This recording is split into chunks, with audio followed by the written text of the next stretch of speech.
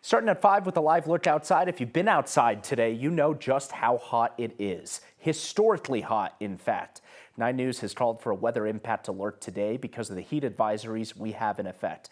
Thanks for joining us this evening. I'm Mark Salinger. I want to get right over to meteorologist Chris Bianchi because, Chris, it hasn't just been hot today. It has been historically hot. One of the hottest days, the hottest day in nearly a decade. Yeah, exactly right, Mark. In Denver, we officially hit 103 out at the airport. Before you go, wait, is this just an airport outlier? The airport can sometimes run a little bit hot.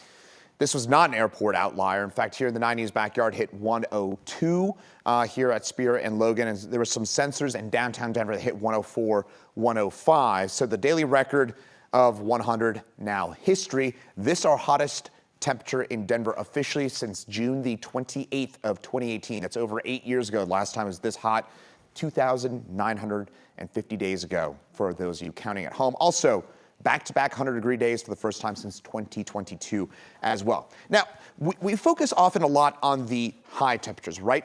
But this is of note. The heat advisory runs until 9 p.m. tonight. So you might be thinking, okay, well, it's a little cloudy now.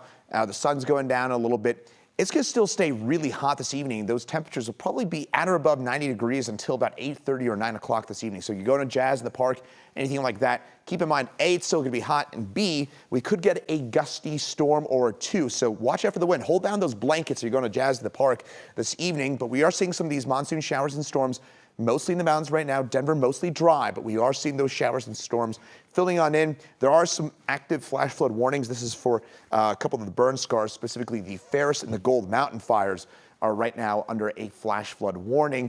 Then to this evening, we likely stay dry in Denver again. Some gusty winds, but tomorrow a much better chance for showers and storms, including the potential for some localized flash flooding. I'll tell you about that in a few minutes.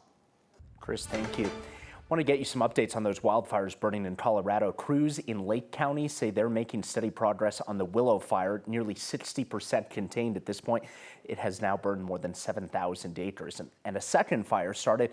It popped up today in Leadville today, just outside. The Kevin Lake fire started this morning just north of Turquoise Lake. Thankfully, the fire is in an area surrounded by a lot of rocky terrain and has a very low spread potential. It's only burned about a quarter acre so far. And in Custer County, the community there is preparing for the possibility of flooding near the Aspen Acres burn scar. Today, local officials and volunteers worked to make sandbags to help nearby areas that are at risk. The fire's containment and acreage has stayed the same over the past few days. The U.S. Department of Interior shared a new picture of the 4th firefighter who died in the Snyder fire on the Western Slope a couple of weeks ago. The fire happened a couple of weeks ago on the Western Slope, but he died just a couple of days ago. 43-year-old Nathan Matthews was one of 2 firefighters injured originally in the burnover that killed Emily Barker, Nick Hutcherson, and Sidney Watson. He was from Lincoln, Nebraska. Flags will be flown at half-staff on the day of his memorial service. That date has not yet been announced. Crews are working to recover a plane that went missing near Luton, Iowa a few days ago. A Colorado man is believed to be the pilot. 64-year-old Dennis Elkins is from Erie. His family initiated the search for Elkins and his plane after he failed to return home on time. He was flying back from the big flying event in Oshkosh, Wisconsin this past week. The plane is believed to have crashed Thursday afternoon. It was found submerged in a body of water just outside of Sioux City, Iowa yesterday. Family says they got the call around 6:30 p.m. yesterday that Elkins was located deceased. The FAA and NTSB are now investigating.